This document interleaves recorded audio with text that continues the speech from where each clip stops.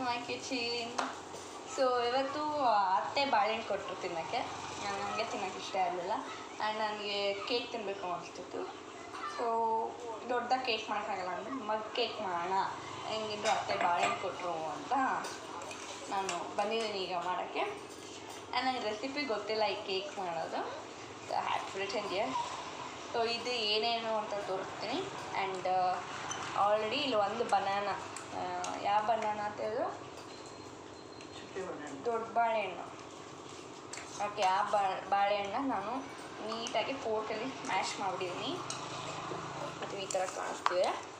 And ಈಗ ಮಾಡೋಣ ಬನ್ನಿ. ಇದು ರೆಸಿಪಿ. ಸೊ ಇದನ್ನೆಲ್ಲ ಹಾಕೋದು ಹೇಗೆ ಏನು ಎತ್ತ ಅಂತ ತೋರಿಸ್ತೀನಿ ಅಷ್ಟೇ. ನೋಡಿ, ಈ ಥರ ಇದನ್ನು ಚೆನ್ನಾಗಿ ಸ್ಮ್ಯಾಶ್ ಮಾಡ್ಕೊಂಡಿದ್ದೀನಿ ನಾನು. ಈ ಥರ ಬನಾನಾನೇ ಯೂಸ್ ಮಾಡಿ, ಓವರ್ ರೈಪ್ ಆಗಿರುವಂಥ ಬನಾನಾ, ತೀರಾ ಏನೋ ಹಣ್ಣಾಗಿರುತ್ತಲ್ಲ ಆ ಬಾಳೆಹಣ್ಣು ಯೂಸ್ ಮಾಡಿ, ಆಗ ಸಖತ್ತಾಗಿ ಬರುತ್ತೆ ಕೇಕ್ ರೆಸಿಪಿ. ಸೊ ಈ ಬಾಳೆಹಣ್ಣು ಯೂಸ್ ಮಾಡಿ ನಾನಿವತ್ತು ಮಗ್ಗಲ್ಲಿ ಕೇಕ್ ಮಾಡ್ತಾಯಿದ್ದೀನಿ. ಸೊ ಬನ್ನಿ ಮಾಡೋಣ. ಸೊ ಅವ್ರು ಹೇಳಿರೋ ಪ್ರಕಾರ ಫಸ್ಟು ನಾವು ಬಾಳೆಹಣ್ಣ ಮಗ್ಗೊಳಗೆ ಹಾಕ್ಕೋಬೇಕು. ನೀವು ಯಾವುದ್ರಲ್ಲಿ ಮಾಡ್ತಿದ್ದೀರೋ ಅದರಲ್ಲಿ ಇದು ಮಾಡ್ಕೋಬೇಕು. ನೀವೇನಾದರೂ ದೊಡ್ಡ ಕ್ವಾಂಟಿಟಿ ಮಾಡಿದ್ರೆ ಲೈಕ್ ಮೆಷರ್ಮೆಂಟ್ಸ್ ವೇರಿ ಆಗುತ್ತೆ ಅಷ್ಟೇ, ಅದು ಬಿಟ್ಟರೆ ಬೇರೆ ಏನೂ ಇಲ್ಲ. ಆ್ಯಂಡ್ ನೆಕ್ಸ್ಟ್ ಪ್ರಾಸೆಸ್ ಮಿಲ್ಕ್ ಹಾಕ್ಕೋಬೇಕು. ನಂತರ 1 ಟೇಬಲ್ ಸ್ಪೂನ್ ಇರಲಿಲ್ಲ, ಸೊ ಹಾಫ್ ಟೇಬಲ್ ಸ್ಪೂನ್ಗೆ ಹಾಕೋಣ ಅಂತ. ಅವರು 2 ಟೇಬಲ್ ಸ್ಪೂನ್ ಹಾಕ್ಕೊಳ್ಳಿ ಅಂತ ಹೇಳಿದ್ದಾರೆ. ನಾನು ಇದರಲ್ಲಿ 4 ಸ್ಪೂನ್ ಆಗೋಷ್ಟು ಹಾಕ್ತೀನಿ. 1 2 3 4. ಇದು ಒಂದು like 1.5 table spoon 75 ml spoon ಇದು. ಸೊ ಇದರಲ್ಲಿ ಹಾಕ್ಕೊಂಡಿದ್ದೀನಿ. ಸೊ ಮತ್ತು ಈಗ ಲೈಕ್ ಹಾಫ್ ಸ್ಪೂನ್ ಅಂತ 7.5 ml ಅಷ್ಟು ಆಯಿಲ್ನ ಹಾಕ್ಕೋಬೇಕು.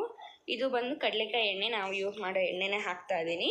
ನೀವು ಯಾವ ಎಣ್ಣೆನ ಯೂಸ್ ಮಾಡ್ಕೋತೀರೋ ಆ ಎಣ್ಣೆನ ನೀವು ಯೂಸ್ ಮಾಡ್ಕೋಬೋದು. ಅವ್ರು ಹೇಳಿರೋ ರೆಸಿಪಿಯಾಗೆ ಮಾಡ್ತಿದ್ದೀನಿ. I don't know how the taste comes out. So try ಮಾಡ್ತಾ ಇದ್ದೀನಿ. ಸಕ್ಸಸ್ ಆದರೆ ನೀವು ಟ್ರೈ ಮಾಡಿ, ಫೇಲ್ ಆದರೆ ಟ್ರೈ ಮಾಡಬೇಡಿ. ಸೊ ನಾನು ಏನು ಮಿಸ್ಟೇಕ್ ಮಾಡಿದೆ ಅಂತ ಕಾಮೆಂಟಲ್ಲಿ ತಿಳಿಸಿ. ಓಕೆ, ಈಗ ನೆಕ್ಸ್ಟ್ ಇಂಗ್ರೀಡಿಯೆಂಟ್ ನೋಡೋಣ. ಅಫ್ಕೋರ್ಸ್ ಸ್ವೀಟ್ ಬೇಕು. ಅವರು ಸಕ್ಕರೆ ಹಾಕಿಲ್ಲ, ಜೇನುತುಪ್ಪ ಹಾಕಿದ್ದಾರೆ. ಸೊ ನಾನು ಜೇನುತುಪ್ಪನೇ ಹಾಕ್ಕೋತಾ ಇದ್ದೀನಿ. It's good for health too ಅಂತ. Yes, and half tablespoon ಜೇನುತುಪ್ಪ.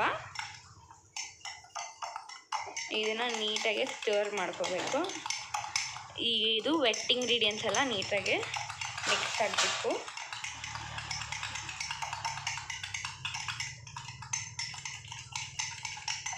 ಸೊ ಈ ಥರ ಚೆನ್ನಾಗಿ ಸ್ಟಿರ್ ಮಾಡ್ಕೋಬೇಕು ನೀವು. ಆ್ಯಂಡ್ ಅಫ್ಕೋರ್ಸ್ ಇದು ವೆಟ್ ಇಂಗ್ರೀಡಿಯೆಂಟ್ ಅಂತ ನಾನು ಮೊದಲೇ ಹೇಳಿದೆ. ಸೊ ಇದಕ್ಕೆ ಅಫ್ಕೋರ್ಸ್ ಡ್ರೈ ಇಂಗ್ರೀಡಿಯೆಂಟ್ಸ್ ಕೂಡ ಬೇಕು, ಹಾಗೂ ಒಂದು ಹಸಿಟ್ಟು ಕೂಡ ಬೇಕು. ಅಫ್ಕೋರ್ಸ್ ಆಲ್ ಪರ್ಪಸ್ ಫ್ಲೋರ್ ಅಂದರೆ ಮೈದಾನ ಯೂಸ್ ಮಾಡ್ತಾ ಇದ್ದೀನಿ. ಆ್ಯಂಡ್ ಇದು ಕೂಡ 7.5 ml ಅಂದರೆ ಅರ್ಧ ಟೇಬಲ್ ಸ್ಪೂನ್. ಸೊ ಅಲ್ಲಿ ಹಾಕಬೇಕಾಗಿರೋದು 3 ಟೇಬಲ್ ಸ್ಪೂನ್, ಅಂದರೆ ಇದರಲ್ಲಿ ನಾವು 6 ಸ್ಪೂನ್ ಹಾಕಬೇಕಾಗತ್ತೆ.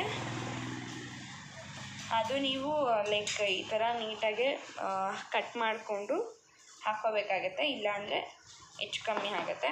ಸೊ ಅದಕ್ಕೆ ನಾನು ನೀಟಾಗಿ ಕಟ್ ಮಾಡಿಕೊಂಡು ಹಾಕ್ಕೋತಾ ಇದ್ದೀನಿ.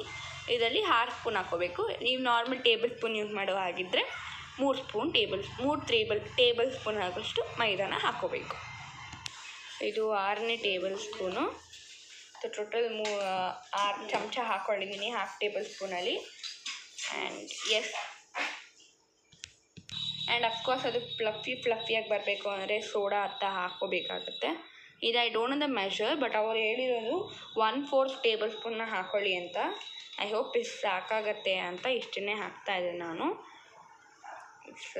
ಸ್ವಲ್ಪ ಬೇಕಿಂಗ್ ಪೌಡರ್, ಸಾರಿ ನಾನು ಹಾಕಿರೋದು ಬೇಕಿಂಗ್ ಸೋಡಾ, ನಮ್ಮತ್ತೆ ಸಿಮಿಲರ್ ಅಂದು, ಅದಕ್ಕೆ ಅವ್ರು ಹೇಳಿದ್ರಲ್ಲ ಅಂತ ಹಾಕಿದ್ದೀನಿ. ಆ್ಯಂಡ್ ಈಗ ಒಂದು ಗಂಟಿಲ್ದಿರೋ ರೀತಿ ಇದನ್ನು ನೀಟಾಗಿ ಸ್ಟಿರ್ ಮಾಡ್ಕೋಬೇಕು. ನನಗೆ ಅದು ಗಟ್ಟಿ ಬಂತು ಅಂತ ನಾನು ಇನ್ನೂ ಸ್ವಲ್ಪ ಹಾಲು ಹಾಕ್ಕೊಂಡೆ. ಈಗ ಬ್ಯಾಟರ್ ರೆಡಿ. ಸೊ ಗಾರ್ನಿಷಿಂಗ್ ಬೇಕೇ ಬೇಕಲ್ವ, ಸೊ ಏನಾದರೂ ಆ್ಯಡ್ ಮಾಡ್ಕೋಬೋದು ನೀವು. ಸೊ ನಾನೀಗ ದ್ರಾಕ್ಷಿನ ಹಾಕ್ಕೋತಾ ಇದ್ದೀನಿ. ನೀವು ಬೇಕಾದ್ರೆ ಚಾಕ್ಲೇಟ್ನ ಹಾಕೋಬೋದು ಅಥವಾ ಬೇರೆ ಫ್ರೂಟ್ಸ್ನ ಹಾಕೋಬೋದು, ನಿಮ್ಮ ಇಷ್ಟ. ಆ್ಯಂಡ್ ಅದನ್ನು ಮಿಕ್ಸ್ ಮಾಡಿದ ನಂತರ ಮೇಲೆ ಕೂಡ ಗಾರ್ನಿಷಿಂಗ್ಗೆ ಒಂದು 4-5 ಚಾಕ್ಲೇಟ್ಸ್ ಇಟ್ಟು ಇದನ್ನು ಬೇಕ್ ಮಾಡಬೇಕು. ನಾನು ಇಲ್ಲಿ ಕನ್ವೆನ್ಷನ್ ಮೈಕ್ರೋವೇವ್ನ ಯೂಸ್ ಮಾಡ್ತಾ ಇದ್ದೀನಿ. ಸೊ ಇದರೊಳಗೆ ಇಡೋಣ. ಈಗ ಚೆನ್ನಾಗಾಗೋ ಕೇಕ್ ಆ್ಯಕ್ಚುಲಿ ಚೆನ್ನಾಗಿರುತ್ತೆ. ನಾನು ಆನ್ ಮಾಡಿದ್ದೀನಿ. ಅವರು 1 ಮಿನಿಟ್ ಇಡು ಅಂದವ್ರೆ. ನಾನು 1 ಮಿನಿಟ್ ಇಟ್ಟು ನೋಡ್ತೀನಿ. ಬೆಂದಿಲ್ಲ ಅಂದರೆ ಆಮೇಲೆ ನೀವು ಮತ್ತೆ ಟೈಮ್ ಚೇಂಜ್ ಮಾಡ್ತೀನಿ. ಸೊ 1 ಮಿನಿಟ್ ಆಯಿತು. ನನಗೆ ಯಾಕೋ ಇದು ಆಗಿಲ್ಲ ಅನಿಸ್ತು. So I am keeping for another 30 second.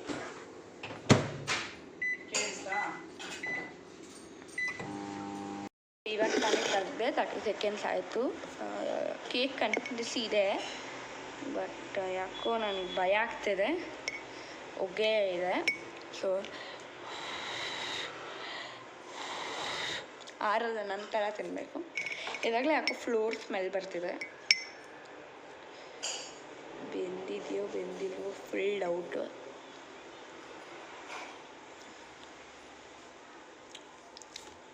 It's good. Banana ಸ್ವೀಟ್ನೆಸ್ಗೆ ಅದು ಫ್ಲವರ್ ಬೆಂದಿರೋದು ಇನ್ನೂ ಗೊತ್ತಾಗ್ತಾ ಇಲ್ಲ. ಚೆನ್ನಾಗಿದೆ, ಬಟ್ ಆರಬೇಕು, ಬಿಸಿ ಇದೆ, ಅದೊಂದೇ ತೊಂದರೆ. ಸೊ ಆರಿದ್ಮೇಲೆ ಪಕ್ಕ ತಿಂತೀನಿ. So ತಿಂತಾಯಿದ್ದೀನಿ.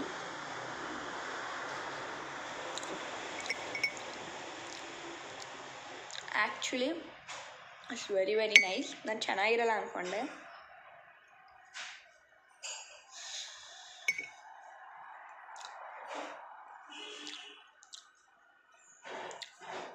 It's very nice. Try ಮಾಡಿ ನೋಡಿ. I think this is going to be my favourite recipe among the cake. ಖಂಡಿತವಾಗ್ಲೂ ಟ್ರೈ ಮಾಡಿ. ಆ್ಯಂಡ್ ಮಧ್ಯ ಮಧ್ಯೆ ದ್ರಾಕ್ಷಿ ಸಿಗ್ತದೆ, ಅದು ಕೂಡ ಚೆನ್ನಾಗಿದೆ. It's very nice. ಟ್ರೈ ಮಾಡೋದು ಮಾತ್ರ ಮರಿಬೇಡಿ. ಹಾಗೂ ಈ ವಿಡಿಯೋ ಇಷ್ಟ ಆಗಿದೆ ಲೈಕ್, ಶೇರ್ ಹಾಗೂ ಸಬ್ಸ್ಕ್ರೈಬ್ ಮಾಡೋದು ಮಾತ್ರ ಮರಿಬೇಡಿ. ಹಾಗೂ thanks for watching my video. Bye.